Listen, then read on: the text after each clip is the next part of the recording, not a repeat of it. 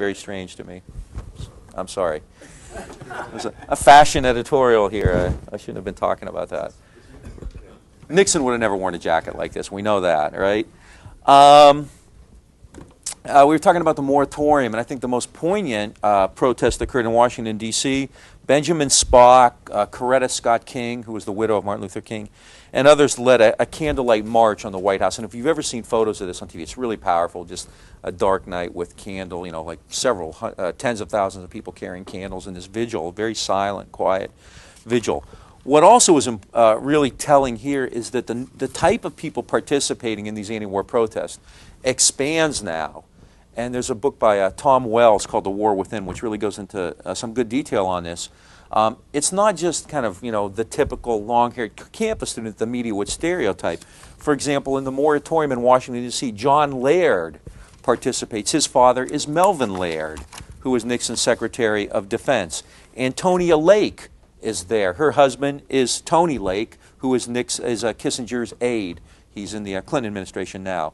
Susan and Peter Haldeman, the children of H.R. Haldeman, who was Nixon's chief of staff, participate in the moratorium. George Shultz, who's the Secretary of Treasury, and Caspar Weinberger, who's the director of the Office of Management and Budget, both have their kids participating. Spiro Agnew's 14-year-old daughter wants to attend too, okay, which infuriates him. The war is literally coming home to the administration. The moratorium terrifies and infuriates the White House because they cannot portray this as a bunch of long-haired, crazy, radical kids. Pat Buchanan, who is an aide to Nixon, says, "The war will now be won or lost on the American front. The public is confused and uncertain and is beginning to believe that they may be wrong, and they're beginning to feel themselves the moral inferiors of the candle-carrying pessimists who want us to get out now." Nixon claimed that the protesters were being duped by Hanoi and that they were actually prolonging the war. 2 weeks after the moratorium, Nixon goes on TV and gives his famous silent majority speech, where he claims that, in fact, a silent majority of Americans supported the war. But unlike these people who opposed it, they weren't going out and having rallies and protests. They were just doing their duty as good, loyal, patriotic Americans. They weren't having rallies like the anti-war forces, but a majority of Americans actually did support the war quietly. However, a month later, even more Americans participated in the MOB, the Mobilization to End the War, which essentially had discredited Nixon's claims that most Americans were against the war. The MOB began on November 13th. Protesters began a march against death. They wore kind of necklaces with names of soldiers who were killed in Vietnam. Again, a very powerful protest. They stopped in front of the White House, announced the name that was on their card, and they moved on. One newspaper said, "For almost 40 hours, through rain, hail, and bright sunlight, the death parade continued unabated. 45,000 marched in all." On November 15th, over 250,000 people met on the Mall in Washington, D.C. to demonstrate. In San Francisco, another 150,000. The Nixon administration, again, is reeling because to see middle America out there protesting the war was their worst nightmare. John Mitchell, the Attorney General, compared this to the Russian Revolution. The Bolsheviks were taking over. And in one of my favorite lines of the era, he looked at John Dean. If you know anything about Watergate, John Dean, buttoned down, three-piece suit, Yale counsel, you know, really as upper crust as they come. Mitchell turns to Dean and says, "Dean, you're a revolutionary like these kids. What do they want?" and it terrifies me that Mitchell probably meant it. Kissinger believed the same. He said that there was fascism in the streets of Washington, D.C. Mitchell and Kissinger were basically out of touch with most Americans. And in fact, the movement against the war was growing and becoming more and more mainstream. In Congress, there were bills, the Cooper Church Amendment, for instance, cut off funding for the war in Cambodia effective 1971. The Senate repealed the Gulf of Tonkin Resolution. In 1971, George McGovern, who was a Democrat, and Mark Hatfield, who was a Republican, proposed the McGovern-Hatfield or Hatfield-McGovern Amendment, which would have cut off all funding for the war. That failed. Also in 1971, the New York Times leaked the Pentagon Papers, a secret history of the war compiled by McNamara's staff when he was still Secretary of Defense, which really revealed some of the decision-making and the way the U.S. entered the war, and really kind of laid bare many of the justifications that Johnson and Nixon had used to defend the war. So all of these things really give a great deal of momentum to the mainstream anti-war movement. The moratorium, the mobilization, later, 1970-71, the Cooper-Church Amendment, repealing the Gulf of Tonkin, Hatfield-McGovern, even though it fails, and of course the publishing of the Pentagon Papers. So there is really a strong movement to on the part of millions and millions of Americans to end the war, to get out of Vietnam. Nixon, however, continues his withdrawals, and this takes the steam out of that movement. By May 1st, 1972, on May 1st, 1972, Nixon had pulled out another 70,000, so there were now just 69,000 troops in Vietnam. So with a relatively small number of troops, support personnel, pilots, and so forth, Americans did not have the same personal stake in the system. College kids weren't concerned about being drafted to Vietnam as they had been, you know, for instance, in 1966 or 1967. So the movement itself loses steam. There are still major protests. We'll talk about, for example, VVAW, which is very important. There are protests during the elections, at Nixon's inaugural, and so forth. But you don't see any more of the large street demonstrations like you had, you know, at the Pentagon in '67, at Chicago in '68, in the MOB during the moratorium or anything like that. Nixon was able to undercut that. He never really understood, though, how effectively he had done so, and thereby, you know, that's why he authorized the burglary at the Watergate. Basically, that was part of an effort to discredit his enemies, but he'd already won, and he hadn't really even realized it. It was, in some ways, as he pointed out, a third-rate burglary, which was done for really the stupidest of reasons, and he, you know, undermined his own administration by doing that. Okay, the peace movement. Yeah. Oh, I'm sorry. Yeah.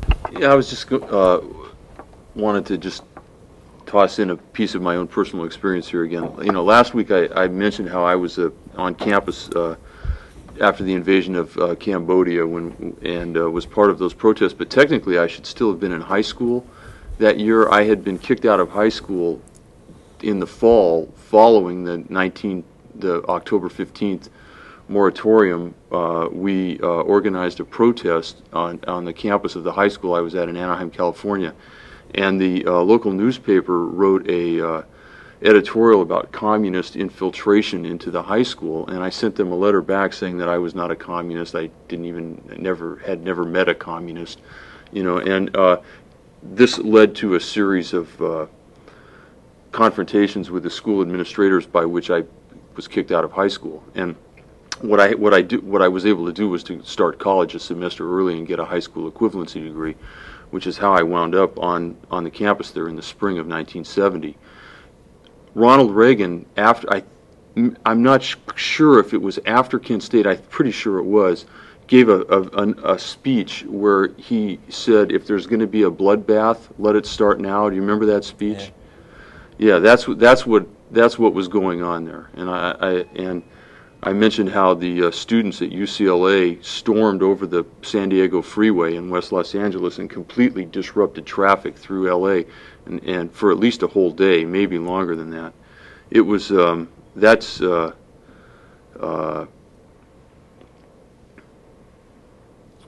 yeah, like what you said, that awareness that you could get killed for doing this.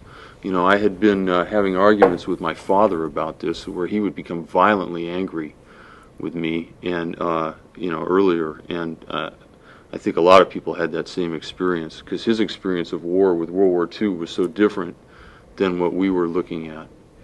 But you know, that experience, first with watching people who look like me in the streets of Chicago get beat up, and then watching people who look like me get shot in Kent State. You know, I don't think you could ever trust the government in the same way that my father's generation had following those experiences. Yeah, I talked to some of the folks who've been around Ohio State for a while who were there in 1970, who told very similar stories, just, you know, terrifying. I mean, they actually the National Guard was called to Columbus too, to Ohio State, and it was really kind of a standoff there. The OSU administration that year, let me see if I have this right. I believe there was an African American student who was kind of the head of the black nationalist on campus and active in the anti-war movement, and he wore a dashiki to graduation. They refused to give him his diploma. So I mean, it really kind of got involved in every aspect of people's lives, and to oppose the war really meant taking a stand in ways that could make you a target. Now, realistically, the government wasn't going to go on a shooting spree, a killing spree, but at the same time, once you've seen Kent State, it's certainly not paranoid to think that could happen here too. It could. I mean, the National Guard was deployed on many, many, many campuses. They just happened to shoot at only 2, Kent and Jackson. But I mean, the potential was there everywhere. And who knows, you throw a brick, you throw a rock, you taunt them, and I think all of us at various times are on the verge of snapping. So yeah. They tried to get me with a bayonet in Madison, Wisconsin. I mean, and like you said, and you spoke about the guys at Kent State, that they were already tired, had been there, and this was a similar situation, where and it's interesting because we were all the same age, Yeah. and these guys are in uniform and stuff, and they've been standing out there, for 24 hours or whatever it is, and, tear gassing and going all this, and everybody's just pretty much, wacky doodle, And they're not well trained. I mean, they're not trained in civil disturbances at all. So it's an incendiary situation. Yeah, it's got to be terrifying to be there. To know that this is more than getting maybe clubbed or arrested. That the bullets may fly, and it really comes home in ways that it hadn't before that time. It was an amazing time to be 20 years old or 19 or 18 or whatever. The whole period of the late 60s or through the 60s and into the early 70s, that 10-year span, was just an amazing time to experience all of the change, both positive and negative, but just all of the social change that was going on, and to be young and to be able to be actively involved in all of that, and from the sex, drugs, and rock and roll to the civil rights movement to Vietnam. I mean, it was just color television. I mean, really, I mean, just an amazing time to have your youth and to be able to experience all of these different things, and all of this change, that was going on. Yeah. I hear that, and I wish I'd been born 10 years earlier. Yeah, I missed all that, stuff. Mine was the restful generation, I think the big issue, when I was in college were, like bars shutting down too early on Saturday night, that kind of thing. We missed all that. So, I want to talk a little bit about what I say is the anti-war movement, mutiny in the field, VVAW, and I hope to actually spend a good deal of time just on the role of soldiers in Vietnam. I think that's something that often, too, is not highlighted in typical histories of the war. But soldiers, after all, fight the war in Vietnam. The makeup of the U.S. Army is really, I think, vital to understanding the war itself. There were various class and racial aspects to the Army that are certainly vital to understanding it. The article by Christian Appy in the Reader is real useful here. I hope you've looked at that, or you've gone back and taken it or go back and take another look at it. But one of the things that I think is real important is that, and I don't know, there's not been a lot of comparative work done on this, but one would have to assume impressionistically that the level of dissent and morale problems exhibited in the field in Vietnam by U.S. soldiers was more likely greater than in any previous war. Although more and more people are doing stuff, I suspect you will find significant levels of that all over the place. And there is a kind of a tendency to kind of romanticize the soldier in the field. At the end of World War II, there were plenty of soldiers who just wanted to get home. They'd been in Europe for 4 years, and there was an outbreak of discipline problems even in 44 and 45, during the Good War. So again, we kind of tend to romanticize these things, or we tend to see Vietnam as an aberration. And I don't know if that's the case, but I suspect that the level and intensity is probably fairly significant historically in the Vietnam era. There are many, many different factors associated with this. One I've mentioned before is that the Americans, impressionistically at least, did not seem to respect the ally, the ARVN, as much even as the enemy. So there was often this sense that they were fighting for something that the people there themselves, who were supposed to be benefiting, weren't fighting for. The ARVN, as Americans saw it, was riddled with corruption and desertions, and they weren't fighting. Why should we be here putting our lives on the line to save people who don't want to fight and save themselves? There tends to be a kind of a focus on the war. In the United States, soldiers often would see what was happening in the United States, and it made the war in Vietnam kind of more difficult to understand. In the U.S., you have civil rights activity, you have urban unrest. There are clearly plenty of problems associated with democracy at home, and these kids, in many cases teenagers, are fighting for democracy thousands and thousands of miles away. And this is obviously especially acute for soldiers of color. This is a real dilemma for them. So it's a different type of army. It's a younger army. The average World War II soldier was in his mid-20s, and many were married and had families, whereas in Vietnam, for the most part, draftees especially tended to be fairly young, less educated. At the same time, kind of anomalously. On one hand, not a terribly well-educated army in terms of status, but among soldiers in Vietnam, some were terribly well-educated. Many had read Bernard Fall and things like that. So many soldiers in Vietnam could speak about the politics and the socioeconomic conditions better than soldiers might have in an earlier generation. This sense of kind of stasis, the idea that progress was not visible.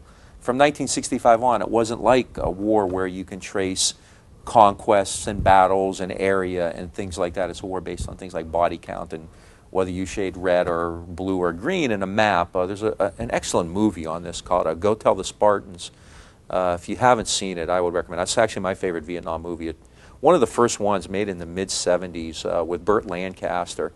It's based on a short story called The Incident at Muc Wa by, I can't remember the journalist. He's well known.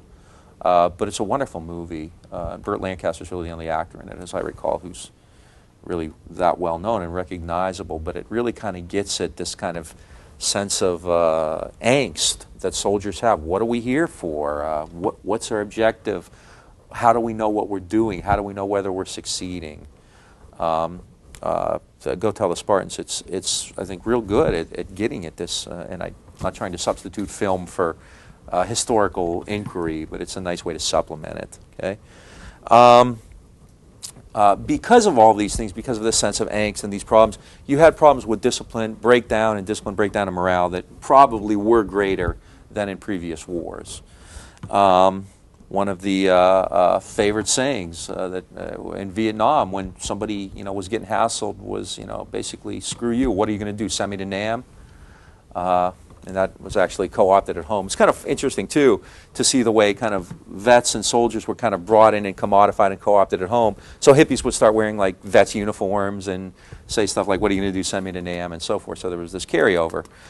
It's kind of funny because we were talking earlier about Jane Fonda. We often see this kind of antithesis, this conflict between the anti-war movement and soldiers. And that could be the case, but quite often they actually were part of the same process. They were on the same side. And in fact, many people in the anti-war movement went to great lengths to bring soldiers in, to integrate them. It was a great coup if you could have an anti-war rally and feature a Vietnam veteran in uniform at it. And in the same way, a lot of vets would basically come home and, kind of see what was happening in American society, the sex, drugs, and rock and roll, and basically kind of adopt that as well, let their hair down. It was kind of common, and everybody, was wear your hair long, I'm sure. That wasn't any different for returning veterans than it was for people who'd been in college the whole time. And I'm sure in both cases their fathers were yelling at them to get a haircut, like Archie Bunker would be. And what's the big play of the day? The major media event of the day is hair, right? Which is, if you've ever seen it, quite potent. As I said, I think it's a wonderful anti-war statement, although that kind of gets lost in it. In Vietnam, soldiers, as I said, they're significantly different. There's a very serious drug problem. And I think this is almost certainly going to be greater in Vietnam than in previous wars. Well, first of all, the drug culture at home is exploding, or, excuse the bad pun, mushrooming. And there is a steady supply of cheap and potent drugs. Marijuana has a kick to it. THC levels were 5% compared to 1% in the United States. Heroin, a vial of heroin at home might cost $200. In Vietnam, it was like $2. So it was just real easy to get access to drugs. As Al McCoy and others have pointed out too, there's good evidence that the leaders of South Vietnam were involved in the Asian drug trade, which meant not only that it was cheap and available, but also that the U.S. really couldn't do a whole lot to stop this, because these are the people running the war, and you really can't crack down on them. Opium and heroin, 95% pure. By 1973, the Pentagon admitted, and the numbers may be higher than the Pentagon's official numbers, that 1/3 of troops had used heroin. And that's a fairly staggering amount. 1/3 of troops had used heroin, and about 20% may have been addicted at one time. In 1971, a congressional survey found that drugs were more plentiful on the average base than cigarettes or chewing gum. On some bases, the drug problem had become so severe that commanders would import prostitutes to the bases to service the men so that they wouldn't have to go out to the villages where they would not only get prostitutes but also get drugs. So we'll bring the prostitutes in, keep the drugs out that way. And this was, all done unofficially, not through authorized channels, but nonetheless not about it. Drugs were done for many reasons. I don't think they were any different in Vietnam than they would be at home. It's fun. It's a way to forget about your life. It's a way to deal with the fear and the anxiety and all that kind of stuff. But they were cheap and plentiful, and in fact were often brought back home. And returning vets may have used drugs and then come home with that habit, or they may have gotten that habit and then been shipped out to Vietnam. It's kind of a symbiotic thing. I don't think one can be seen as the cause of the other. It was just cheap and plentiful no matter what. There were also problems with military discipline and morale. We've talked about this before. In pursuit of high numbers on the body kill, in order to get promotions and whatnot, officers would inflate figures, but also they would sometimes try to coerce troops into actions that they really weren't all that enthused about taking. Coerce them into battle. This also could, in times, lead to things like My Lai, brutalities. The issue of brutalities is one that has been touched upon, but still, I think in the coming years will be studied more and more and more. Again, recently, just in the last month or so, there have been reports of a major massacre in Korea, at No Gun Ri. And actually, I'd heard about this before. This has kind of been something that's been floating around for some time, and the Army is now officially having an inquiry into it.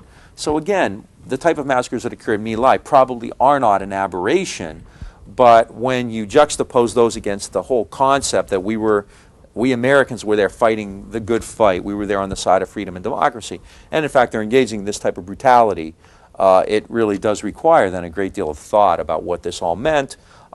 In fact, groups of veterans would often come home, and they formed something called the Winter Soldier Organization. From Thomas Paine's famous line, these are the times that try men's souls. The summer soldier and the sunshine patriot will in this crisis shirk from the duty to his country. But it's the winter soldier, the soldier who stays there with Washington during the winter at Valley Forge, who deserves the love and affection of his countryman, or something like that. So these Vietnam veterans come home and have the Winter Soldier investigation. And in this, many vets appear, and they testify about their own experiences. with regard to atrocities and brutalities or things that they committed. And basically they believed that these weren't isolated incidents, that this was American policy, that in the pursuit of high numbers, in the pursuit of body kill, that these kinds of things were inevitable. In fact, I'm assuming that we are all familiar with what My Lai is. If not, check one of the reference books we have.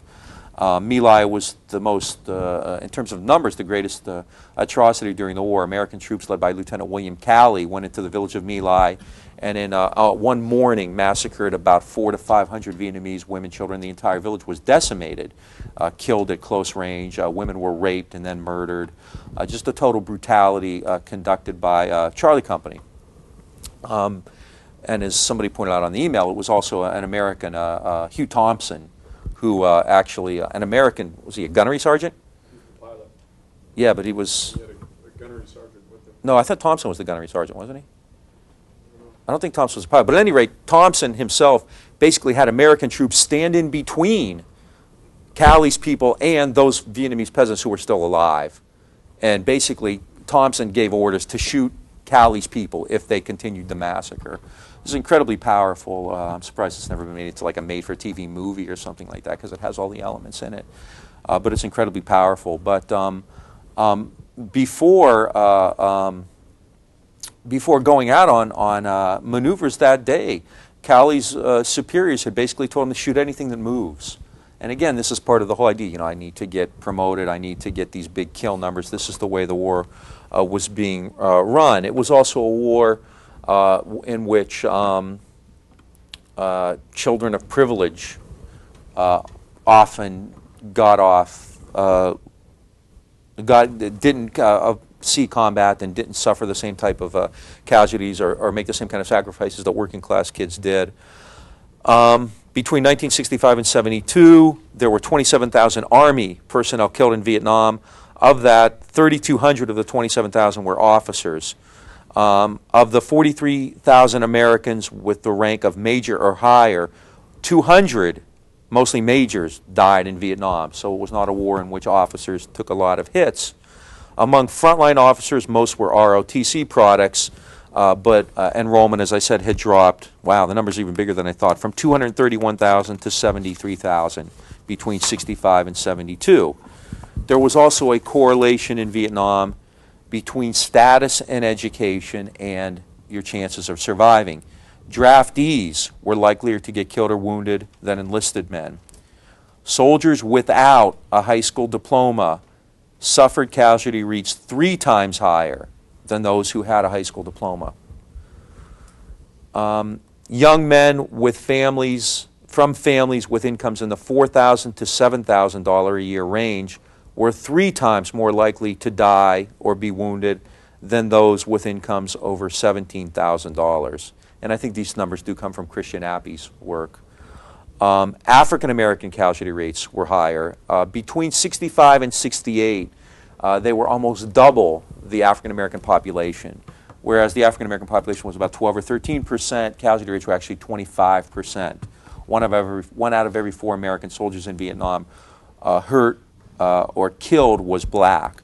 After 68, because of the furor associated with the assassination of King, where there are racial fights in Vietnam, white soldiers will put up a Confederate flag in April of 68. I mean, it gets real ugly.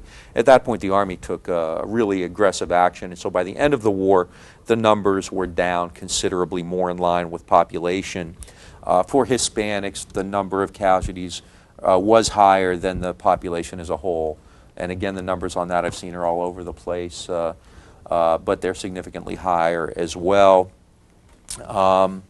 The average combat rifle company, more likely to see action, was over 50% black and Hispanic. The highest casualty rate was actually white soldiers from southern states who were less educated and poorer than anybody, than the other soldiers. Not surprisingly then, a lot of these soldiers rebelled. Fraggings, the use of a fragmentation grenade or any other source really to attack one's officer, were not uncommon. Again, the Army officially lists over 1,000 fraggings, Anecdotally, I've talked to just about everybody I've talked to has seen one or said they saw one. And again, that may be like soldiers getting spit upon when they get home. I think there's a tendency maybe to, you know, fudge the numbers. But it was not uncommon to attack one's superior. There was, what was his name?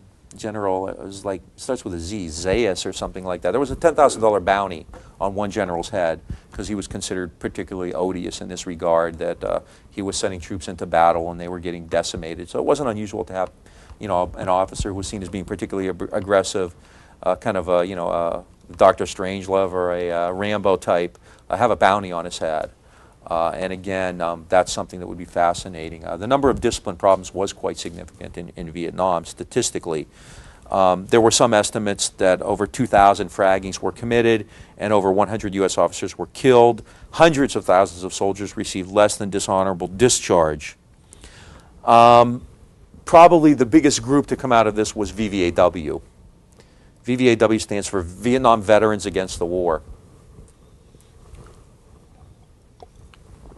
As I said, the anti-war movement was a movement in the sense that everybody kind of agreed that the war had to end, but it's not a movement in the sense that it's organized at all, or there are groups within it. And I think you can make a strong case that VVAW may be as important as anybody in the anti-war movement. It was organized. It had anywhere from 25 to 30,000 members, although again, membership was fairly informal. It was veterans. And as one of the magazines pointed out at the time, these guys are trained and know how to fight and kill, which probably was not lost on the administration either.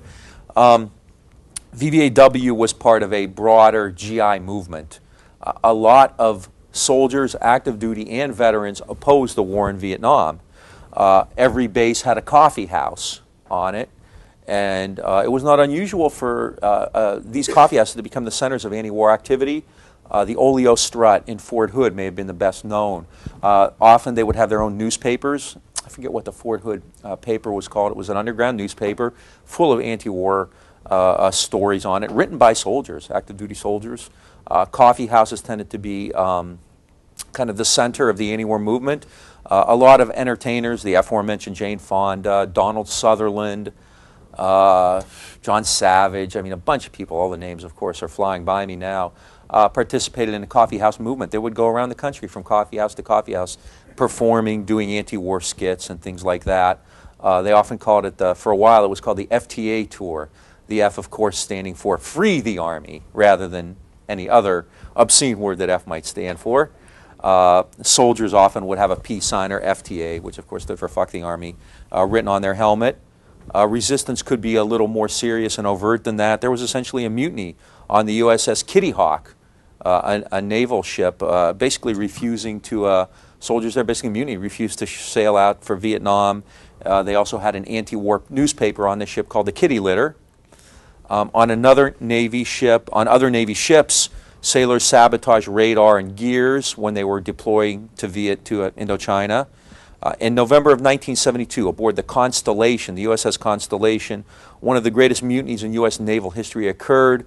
144 sailors refused to reboard the Constellation in Southern California, and as officers tried to round them up, they were essentially just laughing at them. I mean, nobody took it seriously.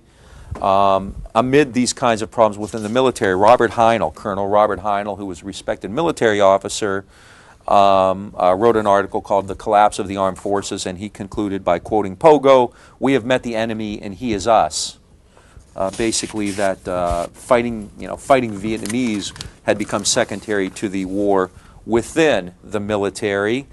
And within that, VVAW was the most significant. They had had a great sense of flair, a great sense of theater, not unlike Abby Hoffman or Jerry Rubin or others in that period. On New Year's Eve 1971, they took over the Statue of Liberty and flew the flag upside down. During the trial of Lieutenant Calley, who was arrested for the My Lai massacres, VVAW began the Winter Soldier hearings, going around the country talking about Calley. In a sense, they were actually somewhat sympathetic to Calley because they saw him as a scapegoat. They couldn't understand how one particular individual could be on trial basically for an entire war when this kind of stuff was occurring. And that's part of the Winter Soldier investigation was saying, hey, you know, Callie's not alone. I mean, you know, this was pretty typical.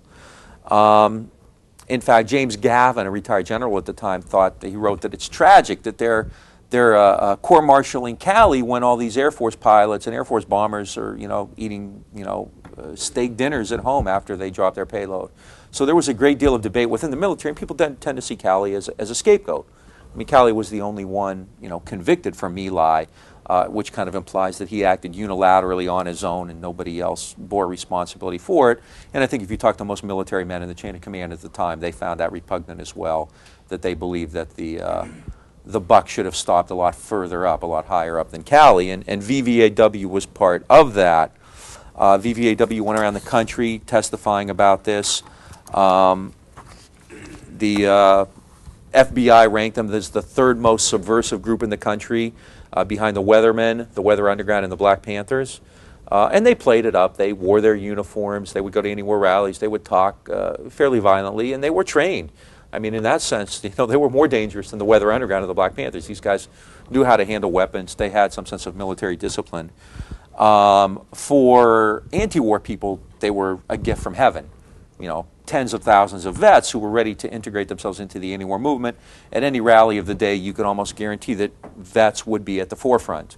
One of my friends, he was actually in another group called GIs United Against the War, but he remembers a rally in Washington, which opened with vets from the Abraham Lincoln Brigade, American communists who had fought in the Spanish Civil War. They led the parade, all these old men in their berets, incredibly powerful. And then VVAW. And I mean, you know, by the time you're done, there's not a dry in the place, and it's incredibly powerful. VVAW had one of the more impressive, the more memorable anti-war activities of that period in April of '71. They called it Dewey Canyon 3.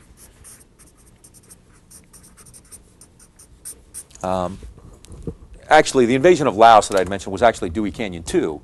There had been another invasion of Laos before that, which was Dewey Canyon 1. They called this Dewey Canyon 3 in April of 1971. It was, quote, a limited incursion into the country of Congress. And it was incredibly powerful and memorable. Tens of thousands of veterans showed up. Many of them, most of them came in uniform, wearing their decorations. They made speeches where they renounced their behavior. Many of them threw their medals away, including a Medal of Honor winner. Gold Star mothers, women who had lost their sons in the war, marched on Arlington Cemetery, and military police denied them entrance to Arlington. Other veterans had guerrilla theater where they would carry around plastic guns and stage mock raids on civilians and things like that. It became kind of a, you know, almost a party on the mall. Politicians, congressmen, McGovern and Church and Hatfield and people like that went down and talked to them. They conducted anti-war hearings. A young congressman from California named Ron Dellums from Oakland, who just left Congress a couple years ago, conducted hearings on war crimes. Bertrand Russell was conducting an international tribunal on war crimes. One of the most poignant, powerful legacies of Dewey Canyon 3, though, was the testimony of John Kerry, who was essentially the public face of VVAW. The actual leader of VVAW was a man named Al Hubbard, who was an African-American Army vet, but Kerry was a naval lieutenant, terribly handsome, from a very fine family with an Ivy League pedigree, so he's the perfect guy to be the public face of VVAW, the spokesman, as it were. In 1984, actually, in fact, Kerry was elected to the Senate from Massachusetts, and he remains there today. He's still a Democratic senator from Massachusetts. But in '84, Kerry spoke before the Senate Committee on Foreign Relations, and the last paragraph of his speech is incredibly powerful. He says, "We wish that a merciful God could wipe away our own memories of that service as easily as this administration has wiped away their memories of us. But all they've done, and all that they can do by this denial, is to make more clear than ever our determination to undertake one last mission, to search out and destroy the last vestige of this barbaric war, to pacify our own hearts, to conquer the hate and fear that have driven this country these last 10 years or more. So, when 30 years from now, our brothers go down the street without a leg, without an arm or a face, and small boys ask why, we will be able to say Vietnam and not mean a desert, not a filthy, obscene memory, but mean instead the place where America finally turned and where soldiers like us helped it in the turning. Kerry's speech before Congress. Quite powerful. They don't end the war, of course. Kissinger and Nixon, on one hand, were quite terrified that soldiers were out there protesting the war, but on the other hand, I think felt fairly confident that this would not get out of hand. The withdrawals were continuing, and the public dissatisfaction with the war, though still high, was not manifesting itself in the ways that it had earlier. As for Calley, he actually had become something of a folk hero. People like Charlton Heston and Bob Hope and others actually set up a fund for him. Who was it? Somebody wrote a song about him, the Ballad of Lieutenant Calley, kind of a country and western song, which turned him into something of a hero. Calley actually only spent 3 days in military prison, and Nixon released him into house arrest. So in the end, Kerry and VVAW, though they made a huge impact, did not have a staying power. Nixon was able to more or less contain them. So the war continued, and we're getting up close now to the point where it's about to end. The last thing I mentioned was the Easter Offensive, and how after the Easter Offensive, Nixon had continued the air war, which he was calling Operation Linebacker. Well, at that point, the United States and the Vietnamese get more serious about negotiations. The Vietnamese realize now that because of détente, they cannot count on the Soviet Union and the Chinese supporting them at levels like they had in the past. So détente was working, and both Moscow, both Brezhnev and Mao Zedong were urging Pham Van Dong, who had succeeded Ho in 1969, to negotiate, to get this thing over with. In America, there was also a push toward negotiations as Congress was pressuring Nixon to end this thing. They were attempting through things like the McGovern-Hatfield Amendment to cut off funding for the war. In mid-72, there are only 47,000 ground troops left in Vietnam. But the U.S. war, again, contradictorily, is not really diminishing. So even though there's little more than a skeleton crew compared to previous years in Vietnam, the air war is going on undiminished, and air attacks from South Vietnam, from Thailand, from Guam, and from carriers in the South China Sea continue. So it's against this backdrop, both sides feel the need to negotiate, that Kissinger and Le Duc Tho resumed talking in Paris in 1972. The Paris peace talks had actually opened in late '68. And the first several months were spent on debating quite seriously whether the table should be square or round. A square table would imply that somebody was at the head of it, and finally they decided on a round table so everybody would be at the head of it, right? And quite seriously, I mean, several months were spent debating the shape of the table. It was fairly and then of course the serious stuff, which nobody could resolve, which I talked about earlier. Who should be represented here? Is the NLF a legitimate participant in the talks? Can the U.S. maintain support of South Vietnam and things like that? So really, from '68 to '72, there's not a great deal of movement. There are times, as in '71, when Le Duc Tho put serious offers on the table, but the U.S. rejects them. I mean, the U.S. continued to insist that the NLF, the PRG, be kept out of negotiations, and everyone knew that that was never going to be accepted. So they essentially were throwing a deal killer into the proposal every time. The PRG was going to have to be in on them, and everybody knew that. So in July of '72, Kissinger and Le Duc Tho resumed their peace talks in Paris. And again, these are private, back-channel talks. Kissinger's not Secretary of State yet. He's still National Security Advisor. Secretary of State's basically out of the loop. He's, really kind of shameful because William Rogers had a fairly distinguished career, but Nixon really treated him pretty shabbily. The U.S. finally budges a bit in July of '72. It now is willing to withdraw from its insistence that all enemy troops from the north be removed from the south and sent back north. One of the initial demands from Kissinger was that all PAVN and VC, and northern infiltrators go back to the north. Well, Kissinger finally realized, look, if we can't get rid of them militarily, if we can't dislodge them, then they're not going to leave on their own volition. So they drop that demand. Kissinger drops that demand. And the DRVN, the North, Le Duc Tho backs down from its demand that Thu be abandoned and that the PRG be included in a government immediately. So the Hanoi had been insisting that the U.S. withdraw all support from Thu and create a coalition government immediately. And they withdraw, they back off from that demand too, because they figure, you know, in time the PRG would probably take over.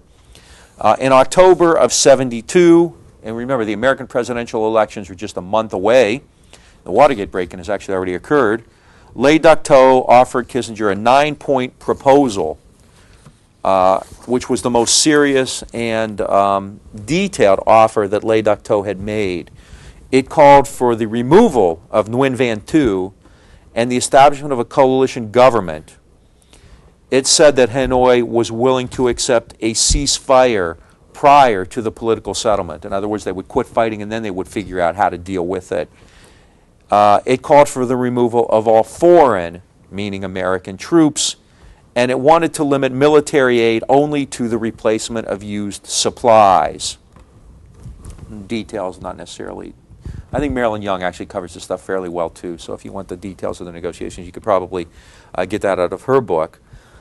Politically, Le Duc Tho was willing to recognize what he called two administrative entities in the South, the Thu government and the PRG. Right? So in the South there would be two, not necessarily, he wouldn't call them governments, he called them administrative entities. I'm sorry, earlier I said that on October 8th he had insisted on Thu's removal. I'm sorry, the opposite had occurred. In fact, I just caught myself. He had actually rescinded demands that Thu resign on October 8th. They were willing to allow Thu to stay in power if he were one of two administrative entities, the other being the Provisional Revolutionary Government, the PRG. Kissinger agreed to the proposal. This is in early October of '72. Kissinger signs off. He wants this done before the election. And this is when Kissinger goes to the media and says, peace is at hand. Unfortunately, Nixon and Thu didn't agree with Kissinger. Kissinger had done this not only by keeping Thu had been kept out of the loop much of the time. And at this point, Nixon is pretty much out of the loop too. Nixon had vaguely, not necessarily vaguely actually, with some clarity, told Kissinger to do something before the election. Nixon didn't want to go into the election with, you know, the Vietnam War hanging over his head, so he wanted something done. He wanted to be able to say, look, we're close, we have a deal, and so forth. So Kissinger is doing that. However, the South Vietnamese had been left out of the negotiations, and between Kissinger and Le Duc Tho. So Thu, the Southern Vietnamese leader, Nguyen Van Thu, immediately threw a monkey wrench into the whole thing. In October, Nguyen Van Thu listed his, quote, 69 objections to the 9-point program. Nguyen Van Thu wanted all northern troops to leave the South. He did not agree to recognize the PRG. And Nguyen Van Thu also issued his so-called 4 no's. No recognition of the enemy, no PRG. No neutralization in the South, no coalition government. No coalition government was one of them, and no surrender of territory. Kissinger was furious at Nguyen Van Thu. Kissinger had settled the war. He had visions of a Nobel Peace Prize. And Nguyen Van Thu says, no, I'm not going to agree with this. And Nixon and Kissinger goes, this is getting complicated, I know. Kissinger goes to Nixon and basically tells him to play hardball with Thu. He says, I want you to tell Nguyen Van Thu that he damn well better agree to this, or else you're going to cut off all aid to South Vietnam. By this time, however, Nixon doesn't care if there's a settlement, because in all the public opinion polls, he's increasing his lead over the Democratic candidate, George McGovern. So re-election by this time is a done deal. It's guaranteed. He thought he might have needed a settlement in Vietnam for re-election, but now it's quite clear that he doesn't. So Nixon turns on Kissinger. All right? And Nixon simply dismisses the agreement between Le Duc Tho and Kissinger. Kissinger and Le Duc Tho had shaken hands on it. It was a done deal. And Nixon says, screw you, Henry. You know, I don't need it now. In turn, Kissinger turns on Le Duc Tho, and he issues new threat to the DRVN. Right? He promises more airstrikes and demands that Le Duc Tho reopen the issue of northern troops remaining in the south. This was kind of the art of the double cross. Kissinger had double crossed Nguyen Van Tu by keeping him out of the loop. Nguyen Van Tu had double crossed Nixon by issuing the 69 objections. Nixon double-crossed Kissinger by scuttling the peace agreement, and then Kissinger double-crossed Le Duc Tho by resuming the war. This is where I get to have a little fun in my writing on this. I said years earlier, Bob Dylan had written, "To live outside the law, you must be honest," and apparently Nixon and Kissinger had not been listening recently to Blonde on Blonde. Okay. Nixon, yeah. What was the second of the four no's? No recognition of neutralization, I believe. Yeah, no neutralization in the South, no neutral government, and no. 3 was no coalition government, and okay. 2 and 3 are fairly similar. Right. There's not a whole lot of difference between the two. In both Saigon and Washington, the breakdown in negotiations had repercussions. In the South, Nguyen Van Tu began a large-scale series of arrests of dissidents. He began to get political prisoners and POWs and reclassify them as criminals. What's the difference between a POW and a criminal once the war ends? War crimes and what else, though? POWs you eventually will repatriate. No, you repatriate them. Criminals you don't have to repatriate. See, the idea there is these people are criminals rather than POWs, so we keep them after the war's over. They don't get sent back to the North. They don't get released. If there's an amnesty, if there's a war exchange. Nixon wins landslide election over George McGovern, so he doesn't see any real need to crack down onto or to have any kind of peace settlement. Kissinger starts talking about nuances and technicalities, and so he scraps the program too. Kissinger describes Le Duc Tho and the other Vietnamese as, quote, just a bunch of shits, a bunch of tawdry, filthy shits. Okay? These are the people. This is, now remember, Nixon and Kissinger had scuttled the peace process, not Le Duc Tho. So Kissinger takes his wrath out against Le Duc Tho, even though it was actually Nixon who had double-crossed him. Everybody confused adequately. Good. The U.S. media, as I said, basically went along with it. Kissinger had done a wonderful job of seducing them. He had created the impression that it was the Vietnamese who killed the peace process, and this is the way the mainstream press reported it. Nixon is emboldened now. Nixon can basically do anything he wants. As LBJ once said, I can bear my ass in the front window at Macy's at high noon on Christmas Eve. I just had to figure out some way to get that in there. Well, Nixon can kind of do that now. All right?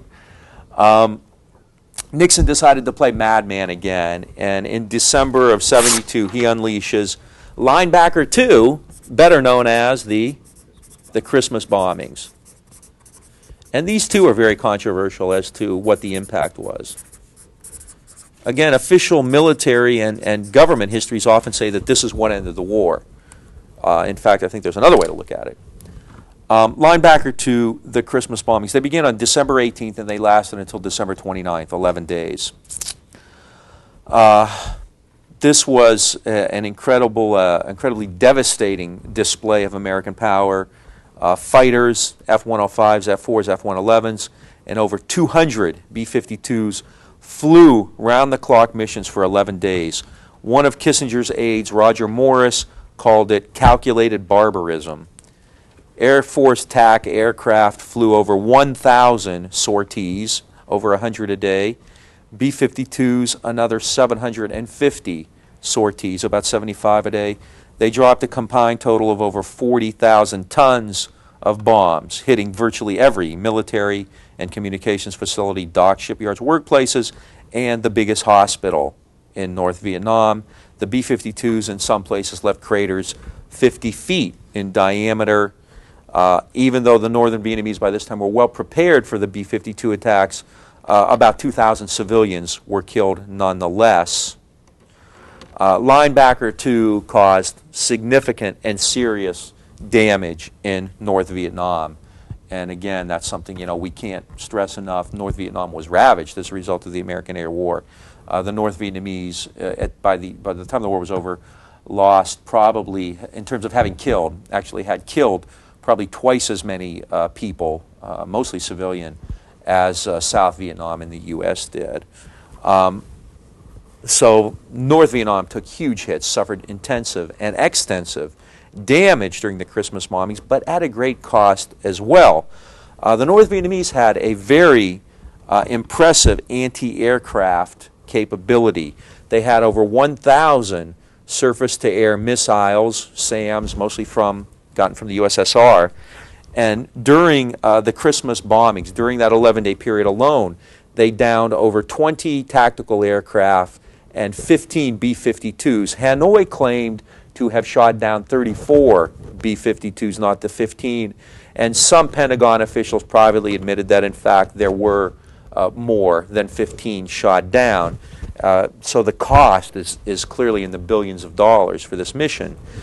In addition to that, 44 American pilots were shot down and killed or taken as POWs at this time. Politically, Nixon caught heat from all over the place. Virtually everybody condemned the Christmas bombings. The Vatican, Pope Paul VI did. European leaders spoke out. Olof Palme, the Prime Minister of Sweden, compared Nixon to a Nazi, to the Nazi atrocities in World War II. The Soviet Union and China both threatened to call off détente because of the Christmas bombings. Leonid Brezhnev, the Soviet leader, called it the longest and dirtiest war he'd ever seen. Zhou Enlai and the wife of Mao Zedong, Qing Zhan, both attended a mass rally in Beijing to support the PRG, which was attended by the foreign minister of the PRG, Madame Nguyen Thi Binh. At home, over two-thirds of U.S. senators opposed the Christmas bombings, and they decided that they were once and for all going to stand up, and it looked like they were going to cut off all funding for the war. Nixon's approval rating, just a month after he was overwhelmingly reelected, was down to 39%. Okay? The American people, by and large, did not accept Nixon's rationale for the Christmas bombings. And this is despite the fact that the media was reporting it pretty much the way Nixon and Kissinger wanted them to. Nixon claimed at that time, and ever since that, until his death, and many of Nixon's supporters claimed, that the Christmas bombings had finally forced Hanoi to accept the treaty and to end the war. Okay? If anybody was forced to the bargaining table and forced to sign a deal by Linebacker 2, it was Nixon and Kissinger, because they could not maintain this kind of warfare any longer. The world was condemning them. The price was too high, and it did not have a huge impact. The damage done to North Vietnam during the Christmas bombings, though significant, was not atypical. They were used to it. The price that Nixon was paying was simply too great. He and Kissinger had to go to the negotiating table. The Vietnamese didn't. Linebacker 2 amounted to a terror bombing campaign without much, if any, political purpose, and it backfired politically, not just at home, but all over. So by January of '73, Nixon himself could finally see that the war had to end. Okay?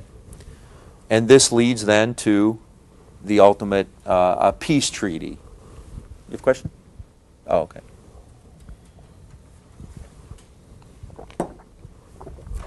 Nixon was inaugurated for the second time on January 20th, 1973. And 2 days after that, his predecessor, Lyndon Johnson, died on his ranch in Austin. And the next day, January 23rd, Nixon announced an agreement to end the war in Vietnam. And he said that a ceasefire would begin on January 27th. So these events actually provided a fairly appropriate denouement to the war, Nixon's inaugural, Johnson's death, and the peace treaty. Lyndon Johnson's war, as it came to be called, was now ending.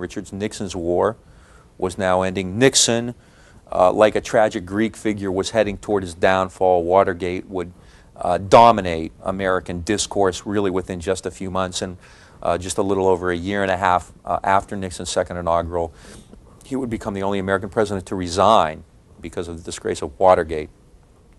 In Vietnam, though a peace treaty was signed, the bleeding, the war would continue for another 2 years. The final treaty, signed in January of 1973, was virtually identical to the deal that Kissinger and Le Duc Tho had cut in October. And it was similar in many, many ways, followed very similar lines to the proposals that the North had been putting on the table from 1969 onward.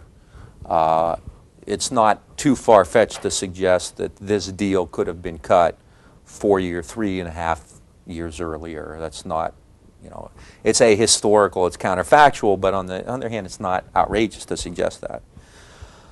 What did the deal do? It established an administrative body called a National Council of Reconciliation and Concord. This would be the overall body in the South.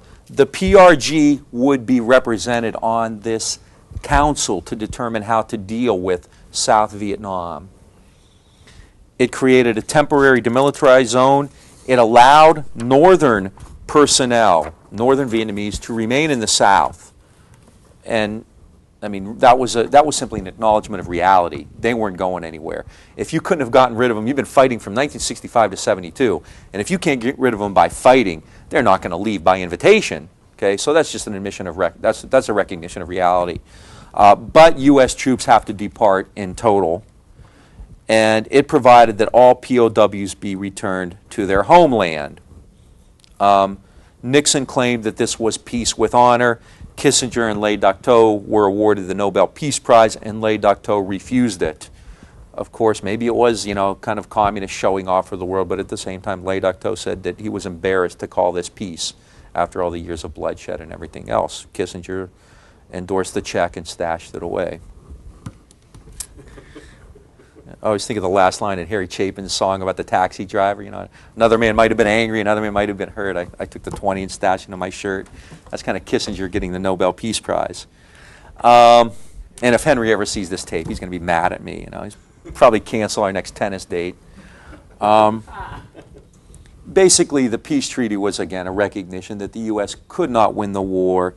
It could not end the revolution in the South. It could not break the will of the North.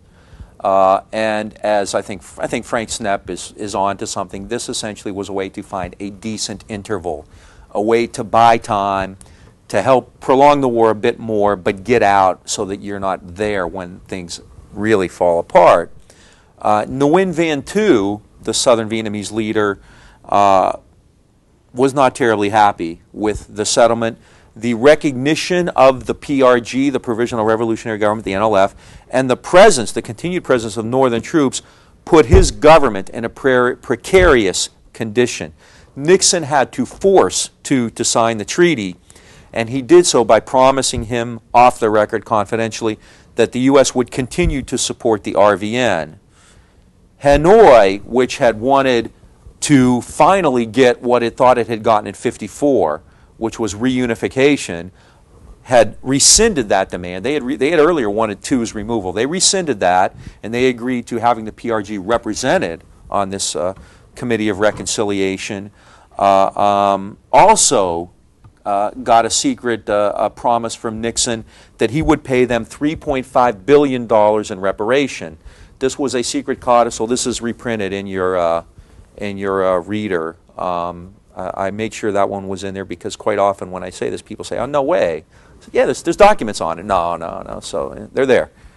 Nixon promises Pham Van Dong $3.5 billion in reparation.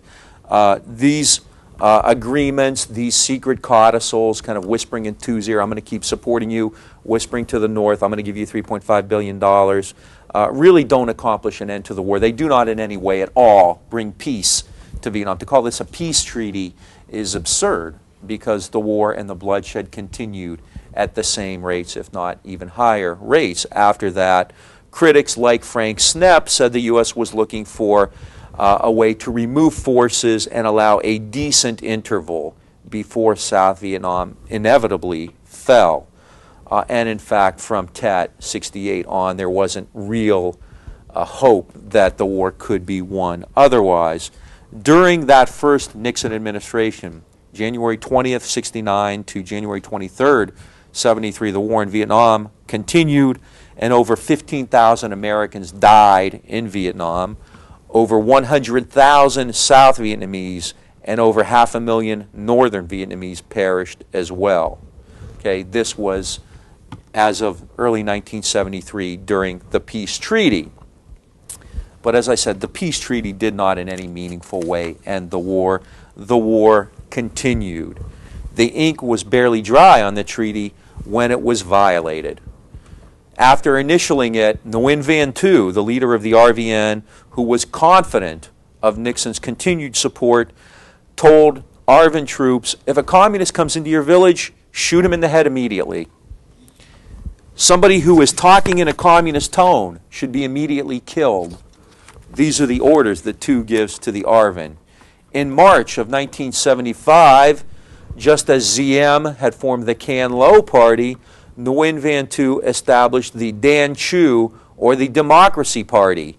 He forced all civil servants in South Vietnam to join this party. He rigged national elections, outlawed all rival parties, shut down the media, and established martial law.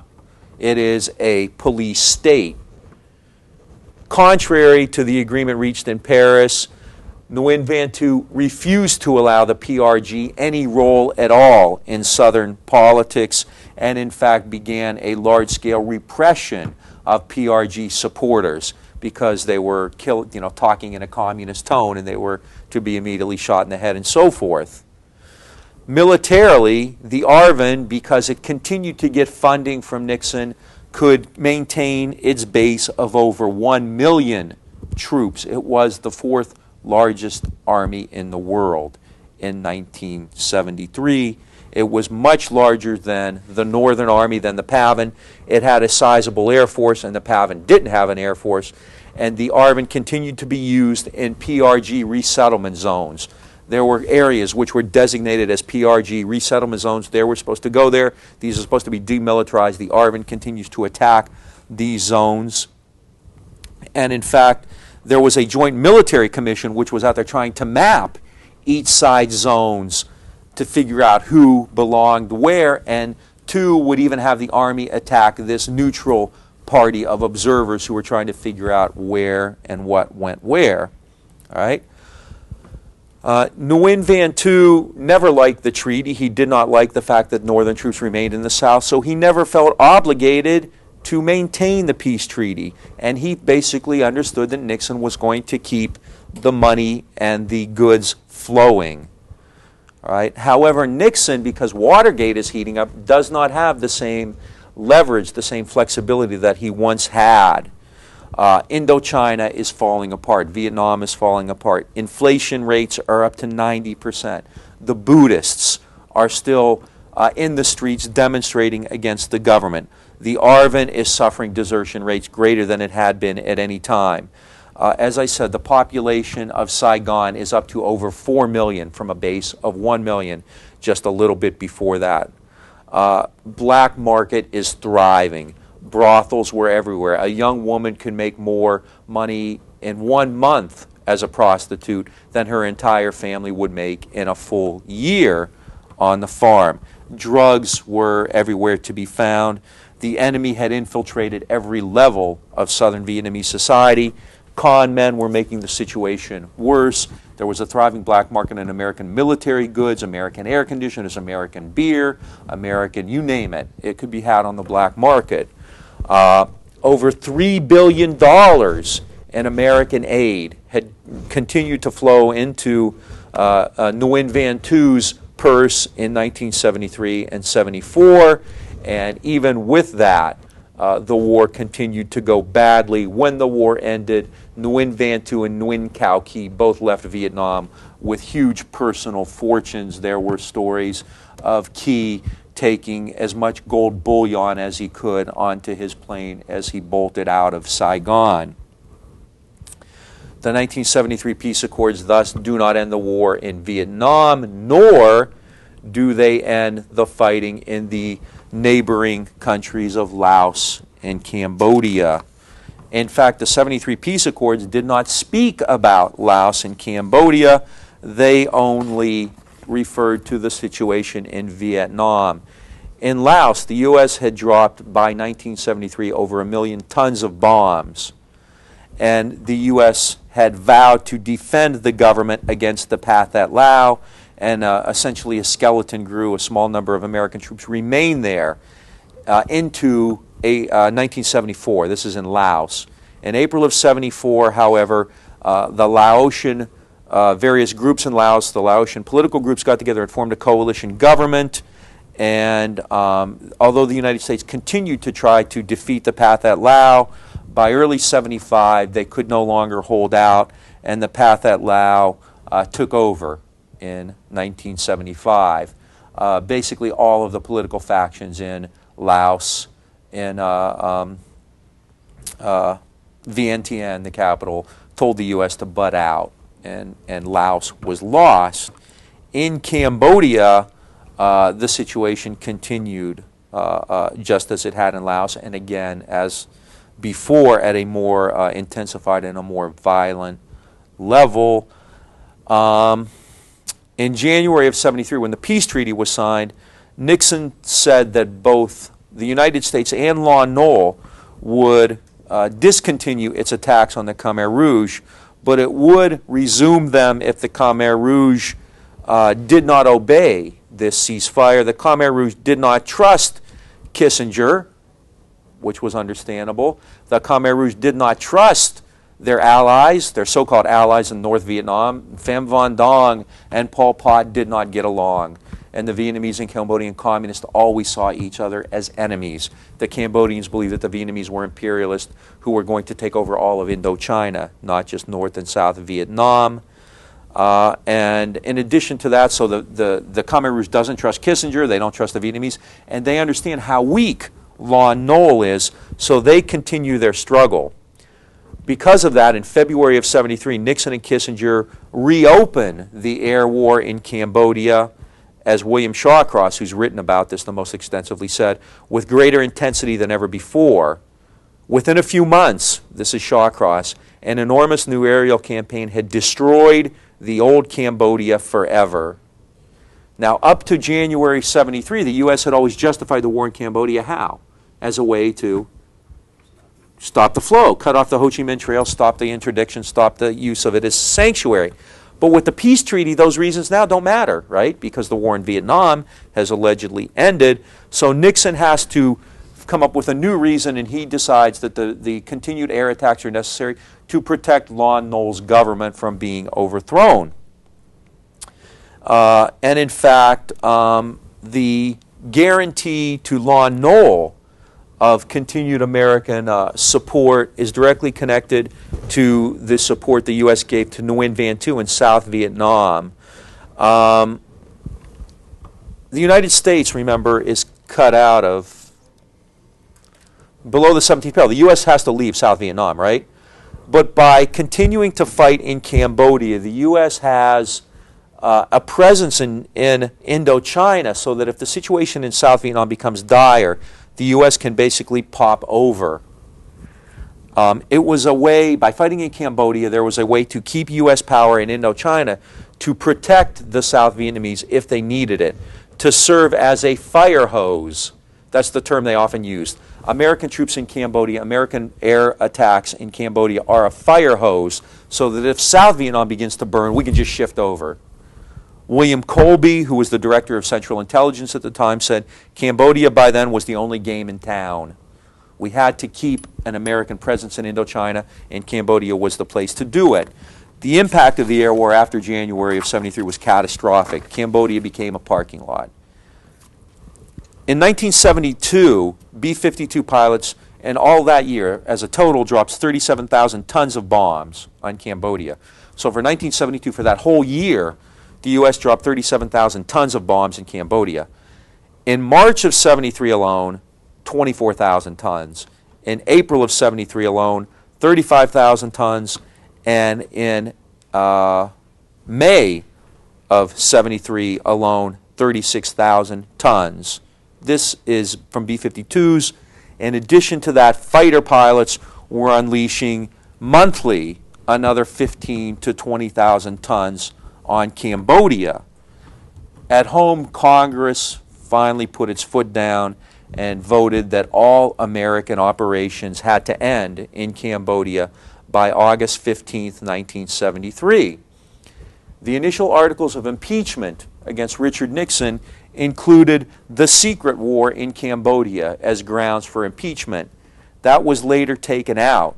One representative from Missouri, William Hungate, said it's kind of hard to live with yourself when you impeach a guy for tapping telephones but not for making war in Cambodia without authorization.